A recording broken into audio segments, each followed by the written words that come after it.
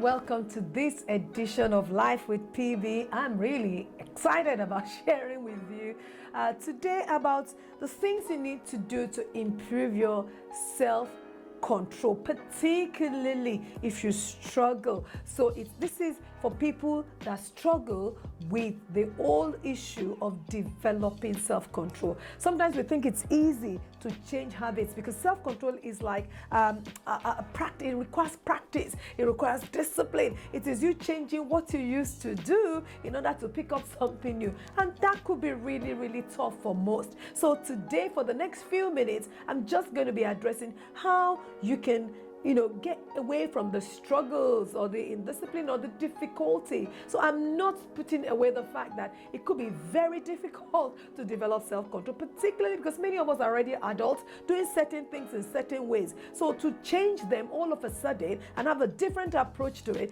could be really, really tough for most of us. However, the very first thing to realize is that it is possible to start and fail at trying to develop new habits, just like developing new habits or new practices. It could be tough to be able to follow through, but never ever feel too down and blame yourself and stop in your developing of new habits or this new self-control as a habit. Tell yourself even the days you feel that you can get on with it and you can still do it. So I really want you to, number one, choose to encourage yourself.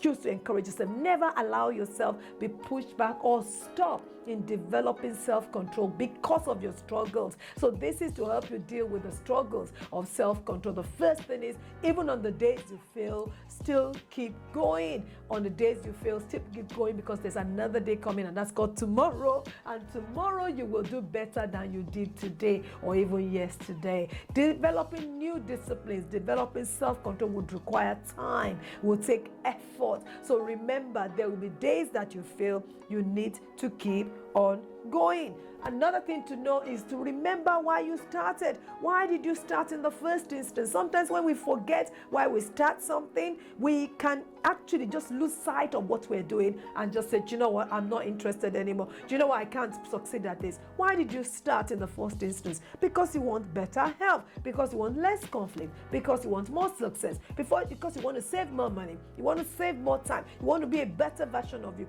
Why did you start to develop your self-control or self-discipline in the first instance? Always remind yourself of that. That would really help you, particularly to navigate the difficult days and the difficult times where you don't know why you're doing what you're doing and when you want to pull your hair out. Never ever forget that. That's very important. Always remember, remind yourself why you started.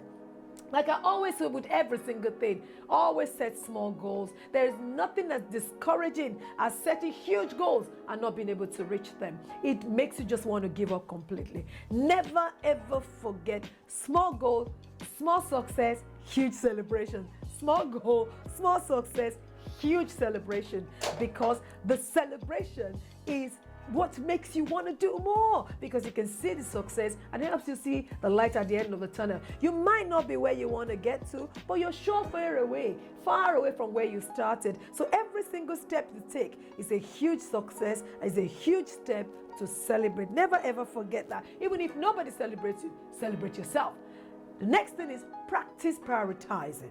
When it comes to self-control, practice prioritizing. Make sure that you prioritize that act of self-control earlier in the day when you're nice and fresh, before you get tired later and you make some interesting decisions. The more you do the things that will help you develop your discipline and do them quickly, the better for you.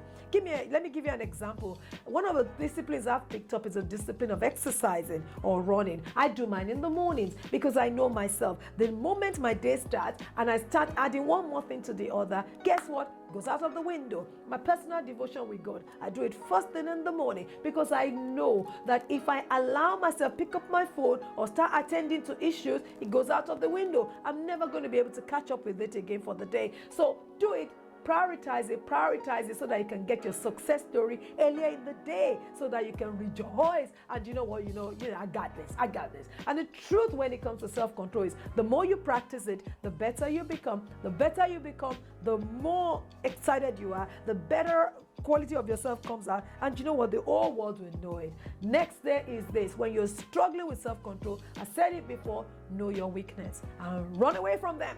Nobody needs to help you run away from your weakness, even though I'm going to say the next thing, which is hold yourself accountable. But the truth is, know your weakness. If you know your weakness, then you know how to avoid them. But if you don't know your weakness, you drop into every single problem every time. Know your weakness. If your weakness is every time I have my wallet, I got to go to town. If your weakness is every time I'm down, I got to spend money. Then when you are down, guess what you do? You leave your wallet somewhere and you go to town if you want to go to town. So know your weakness. My weakness is when I hang around this friend, the worst of me comes out. Run away from the friend. My weakness is I pick up things from people. I pick up things I hear from people. So I'm very careful who I expose my spirit to. That's my personal one. So I'm careful who I hang out with. I know my weakness. Discipline yourself. Know your weakness. Last but not the least is hold yourself accountable. Find somebody, a mentor, a friend, a pastor, somebody. Hold yourself accountable. If you really genuinely are struggling with self-control, there is nothing better than holding yourself accountable to somebody, so that when you fall, you can tell them, they encourage you to rise up and keep running. I love this scripture as I end. It says, my enemy rejoice not over me, because when I fall, I will rise again. So you can fall. You are likely to fall, but you can rise again. That's the beauty. So when you try with your self-control and you fall and you didn't get it right, guess what? Keep going. Don't stop. Keep going. Don't stop, because there's another day. There's always tomorrow, and the better version of you can come out tomorrow and then conquer that issue, and your self-discipline and your self-control and your resolve will be evident for all to see. I hope you found this useful. In this series, we talked about what self-control is, why it's important, how to improve it, and if you struggle with it, which you talk about here, make sure if you struggle with your self-control, make sure you hold yourself accountable to somebody. Prioritize it. Do it earlier on in the day. Never forget, when you fall, you can always continue and do it again and again. Know the reason why you're doing this. A big picture principle. Know yourself and your weaknesses. It will help you a lot. And I know one thing for sure. Keep on practicing, because your perfect days are ahead of you. Thank you so much for listening to this series. Share with somebody. Be a blessing to someone. And I look forward to your feedback and your success stories. All right. Even your non-successful stories, when you kick off again, I listen to them. I look forward to them. And if you need me as your accountability partner, here I am, ready to help. Thank you so much. Thank you for listening. Thank you for subscribing. Thank you for sharing.